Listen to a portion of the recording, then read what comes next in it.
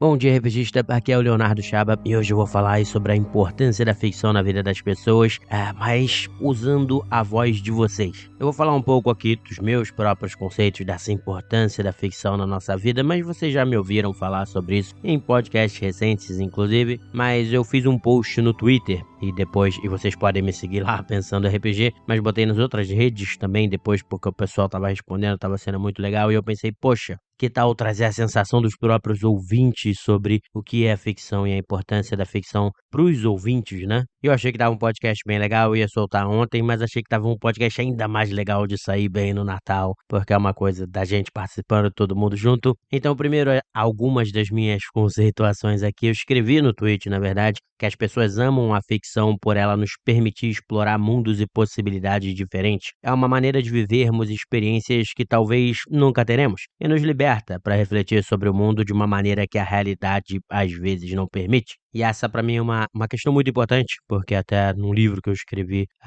que é a nova posição da ficção na pós-modernidade, bem antigo, eu falo exatamente também sobre isso, que a ficção ela traz também dentro dos seus universos a sua própria verdade, as suas relações de poder também, e isso é muito importante, porque como ela traz algumas verdades, as pessoas às vezes experimentam essas verdades sem necessariamente perceber, né? E às vezes levam para sua vida, para a vida real. Então é por isso que a ficção também é muito importante para transformar a sociedade. Então é por que tem tanta batalha, né? De que você pode fazer isso, você não pode fazer aquilo. Se a gente tem que ter mais representação dentro da ficção e a gente tem que ter exatamente para você poder trazer essas experiências diferentes, essas verdades diferentes, como diria Foucault, né? Porque a batalha pela verdade é uma batalha pelo poder também. Então, se você compra que uma determinada coisa é verdade, né?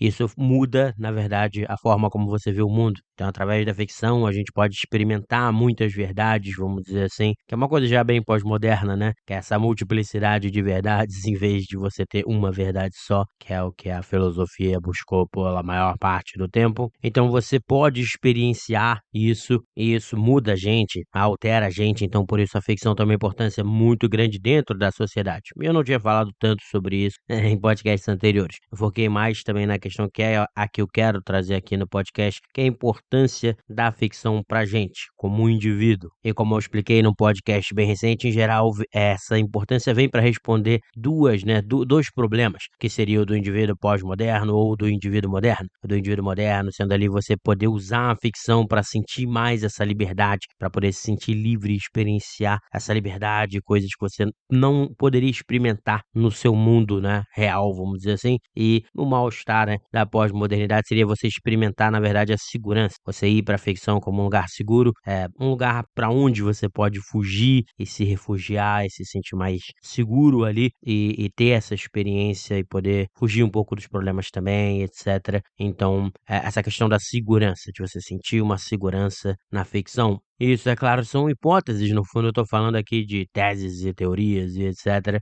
E será que isso é verdade no mundo real? Então, eu fiz essa pergunta, como vocês veem a ficção lá no Twitter e em várias redes sociais. Eu vou trazer algumas respostas de vocês para que vocês tenham a palavra e a gente veja algumas das coisas que eu falei surgindo aí, né? Aqui, por exemplo, no Twitter, o maior romântico da Terra, é o Nick que colocou aí, vem dizendo, cara, eu respiro fantasia e ficção, sou muito, muito apaixonado mesmo por isso. A ficção nos permite sair do cotidiano, do mundano e ainda assim trabalhar temas tão comuns na vida real. O que bate com o que eu acabei de falar aqui, né, dessa multiplicidade de verdades, de você experimentar novos mundos e novas realidades e poder aprender com isso e modificar a sua forma de ver o mundo, né? Tem isso nesse comentário, mas tem também essa questão da liberdade, né, de você experimentar essa liberdade. Então, tudo isso é muito interessante. O Hiro aqui disse também que enxerga na ficção uma oportunidade de passar mensagens, fazer pessoas entenderem conceitos, problemas e nuances intrinsecamente humanas que são ignoradas no mundo real por estarmos simplesmente acostumados. Ficção é a analogia perfeita para entendermos o mundo real. Bate de novo com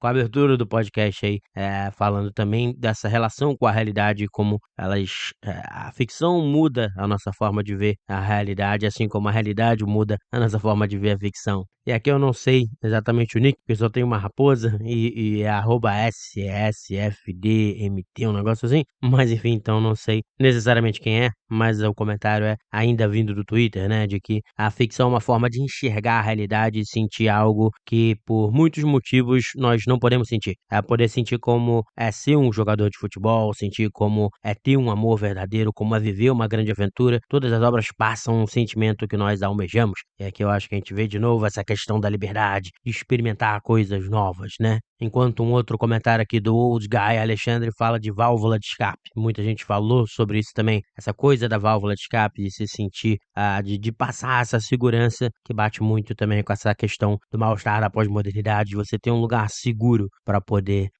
viver um momento ali legal, né, dentro dessa ficção ou dentro de um jogo de RPG. Isso bate com um comentário lá da Victoria Miller também, que fala de uma fuga da realidade também, como o Old Guy falou aqui também da válvula de escape. E como eu falei, isso é uma coisa que se repetiu bastante, mostrando exatamente essa questão. A gente vê a questão da liberdade aparecer, mas a gente vê a questão dessa segurança também, né, de você se sentir seguro através da ficção, que é o que diz aqui também, a arte nem sempre é perfeita. Também no Instagram, que escapismo é a palavra. Então seria essa ideia também de você viajar e sentir essa segurança. Isso se repetiu bastante. E é interessante, então, a gente vê como bate, né, com o que a gente vinha conversando, estudando aqui, essas sensações sobre o que é a ficção. E aí eu quero trazer um comentário que eu achei muito legal, do Tom S.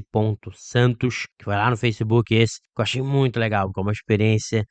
Vocês vão ver aqui no comentário, né? Um bom roteiro é uma boa história. E quem não gosta de viajar, imaginando situações e querendo descobrir o desenrolar dos fatos, minha filha de 8 anos adora história. Quando conto alguma pra ela, deixo lacunas pra ela preencher e se imaginar dentro da própria história. Coisa do tipo: em um lugar muito, muito distante, dentro de uma floresta, viu uma pequena menina colhendo flores para sua mamãe, que estava fazendo um almoço bem gostoso. E aqui eu abro a margem, que nome poderia ter essa menina? Aí ela cria um nome e eu vou seguindo a história. Ou seja, quase que como se estivesse jogando um RPG com ela. Eu achei muito bonito, até falei que ia usar no podcast. E aí ele falou depois que pode sim. Fui mestre de RPG de mesa por muito tempo. Eu sempre gostei de ver as pessoas participando de histórias e dando suas versões. Com criança é mais divertido, porque para elas é um mundo que elas criam.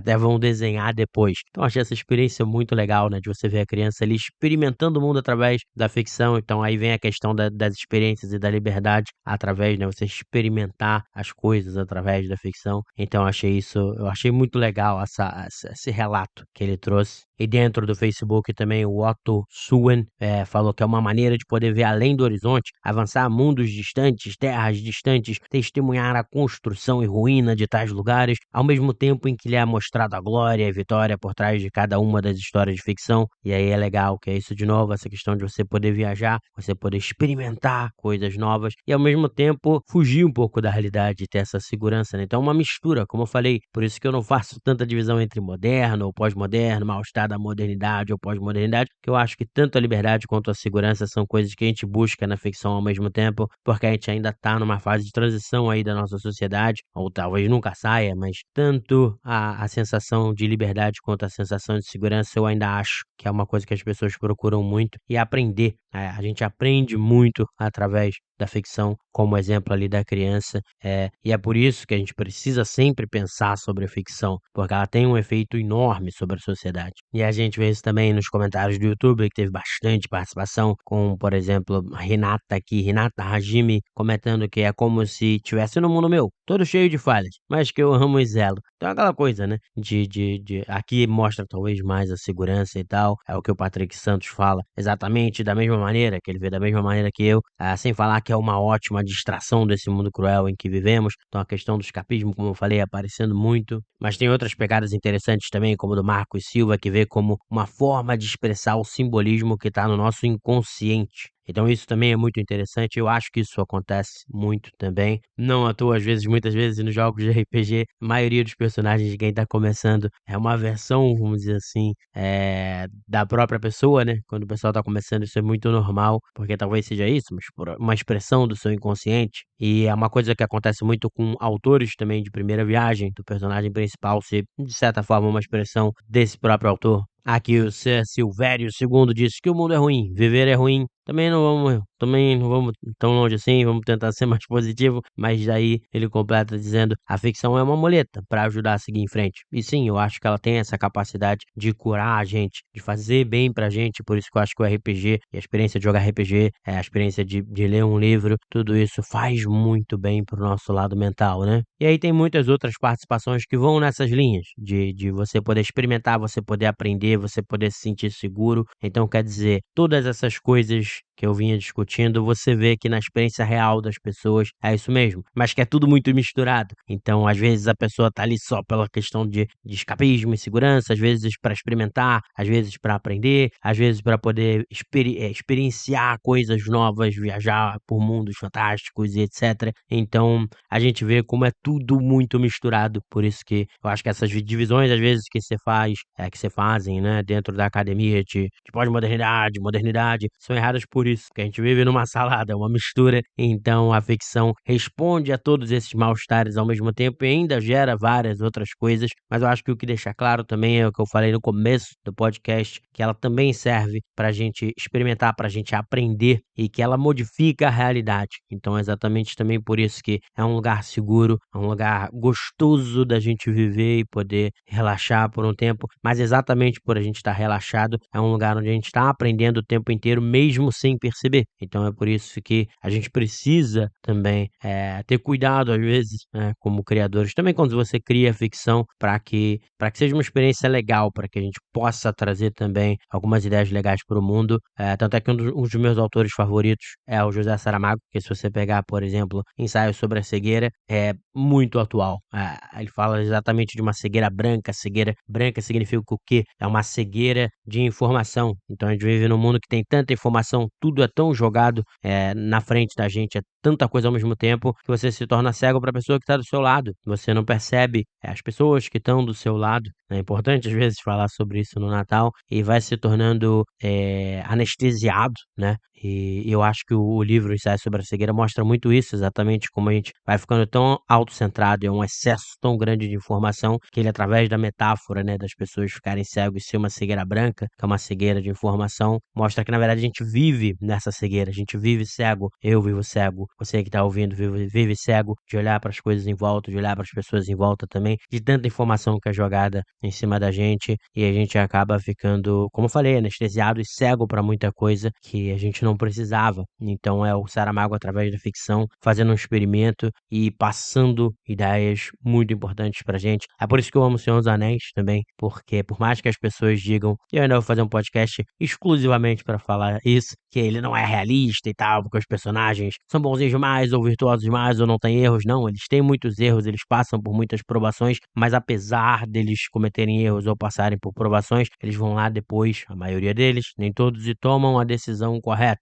E você vê personagens que não tomam a decisão correta, então não é que eles sejam excessivamente virtuosos, é que eles tomaram a decisão correta, e o amor, e a amizade, e a lealdade que é mostrado ali naquela ficção, eu acho que é uma coisa extraordinariamente poderosa, e que a gente dizer que isso não é realista, é a gente botar na nossa realidade que o mundo não é assim, quando o mundo pode ser assim, quando na verdade a maioria das pessoas é assim. A maioria das pessoas tem muita gente ruim? Tem, mas a maioria das pessoas é boa, é leal e é amiga, apesar de ter muita gente ruim também no mundo, mas não é a maioria. E quando você fala que O Senhor dos Anéis não é realista, você está dizendo que a maioria é má, é ruim, é isso tudo, e eu não acredito nisso. Mas enfim, isso não tem a ver com a questão do podcast, mas enfim, podcast é isso, é pra eu poder conversar com vocês, trazer as ideias de vocês e a gente ter essas conversações. Então vocês já estão sabendo que vai vir um podcast algum dia sobre os Seus Anéis, sobre isso que eu acabei de falar, mas tudo bem, é isso, eu espero que vocês tenham gostado. Eu queria desejar um Feliz Natal para todos vocês,